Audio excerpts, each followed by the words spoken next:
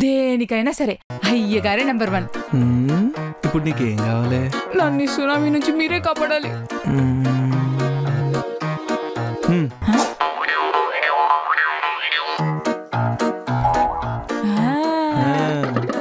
మీ మేలు జన్మలో మర్చిపోలేను సార్. ఇప్పుడు చూడండి చారుశీల తడాకా. అమ్మగారు మీకు బాగా నోటుదోలు ఎక్కువ అంటగా. మీ ఊరోళ్ళందరూ కూడా మిమ్మల్ని దూరం పెడతారంటగా. మీ ఇంటికి కూడా చుట్టాలు ఎక్కువ రారంటగా. అందుకే అంకుల్ గారు కూడా. ఎవరే చెప్పింది? అంటే మొన్న మీ పిన్ని గారు ఫోన్ చేసినప్పుడు అమ్మగారు స్పీకర్ లో పెట్టారు, అప్పుడు వినిపించింది. ఆ పింజారి మొహం చేసిందా?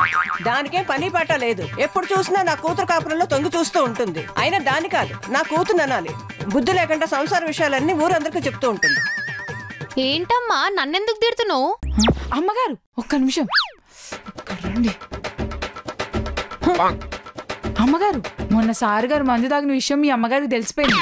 వారం క్రితం తాగింది ఇప్పుడెలా తెలిసిందే? వాసన చూడదు అమ్మగారు. అయినా ఈ విషయాలన్నీ ఇప్పుడు ఎందుకు, ఫస్ట్ మీరు వెళ్ళి. ఏమైందమ్మా? నీకు అసలు బుద్ధి ఉందటే? అయినా ఇప్పుడు అనుకునే ఏ ప్రయోజనం? నా పెంపకమే అలాంటిది. చిచి, కనీసం నేనంటే గౌరవేనా లేదా నీకు? సిగ్గులేందానా? అయినా నన్నంటావేంటమ్మా? ఇంత వయసు వచ్చిన కూతుర్ని అన్నేసి మాటలంటావా? కొంచెం కోపంని కంట్రోల్ చేసుకుంటే బాగుంటుంది. ఎంత మాట అన్నావే? సంపాదిస్తున్నాను పొగరు ఈ ఇంట్లో ఒక్క క్షణం కూడా ఉండను. అరే అమ్మ అట్లా కాదే, నా మాటినే అమ్మ, నా మాటినే జరా. అమ్మగారు మీరు మళ్ళీ వచ్చే టైంకి ఇల్లంతా అందంగా సర్దుతానే. ముందు నీ మొహం శుభ్రం చేసుకో.